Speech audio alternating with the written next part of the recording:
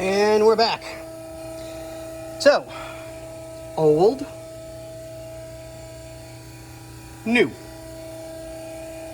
So we'll get this part in, get it tightened down, start routing our lines where they need to go so we can get that taken care of. So we've got our small fitting here, which will go in there on the red capped area, because we try and make sure that we keep everything capped off until it's actually time to do something with it.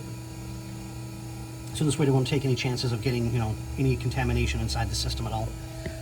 But yeah, this one's going to be kind of short, but we'll get this one in because the old setup used,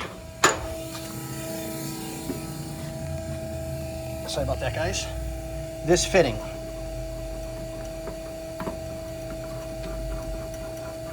So now, when this part screws into the bottom there, we were good.